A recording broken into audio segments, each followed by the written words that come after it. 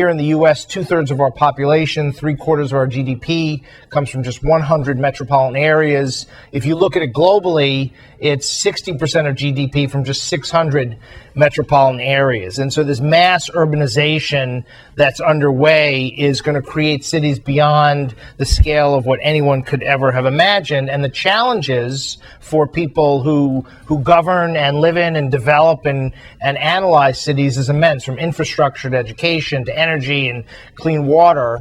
And what's clear, I think, is that the old way of doing business is not going to work to deal with these new challenges. And so we have a group of people here who can talk about some of the challenges, the fiscal challenges, and talk about some innovative approaches that they're taking to dealing with the problem. So I want to start with Meredith Whitney.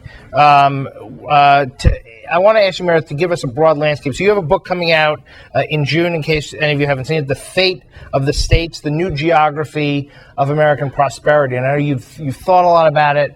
You're obviously writing about it. Talk about the current state, economic state of America's cities and states today, and how high are the stakes in all of this? Okay, so why I got interested in this, I'm an equity gal. I've spent my career in research and specifically on the financial institutions. Through covering financial institutions, you see the world and you see where, because obviously money is the leading indicator of growth. And what was clear to me during the depths of the financial crisis was that things on the other side of the financial crisis were going to look very different from things prior, and it was going to be a regional-based recovery. And what wouldn't happen would be the growth prospects that occurred over the last 25 years, being a real estate and leverage-dependent economy. So the economies that were not real estate dependent, were not leverage dependent, were the ones that would flourish.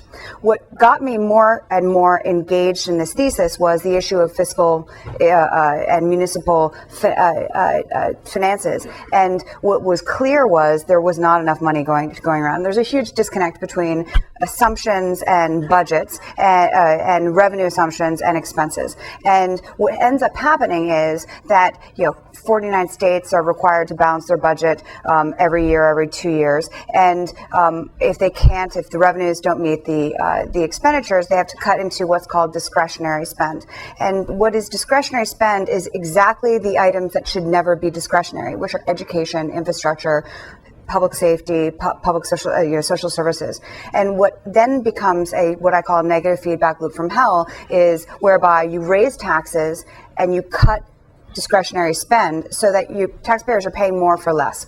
And what is a byproduct of that is companies, which are the basis of the largest portion of tax credits and revenues, then decide to vote with their feet.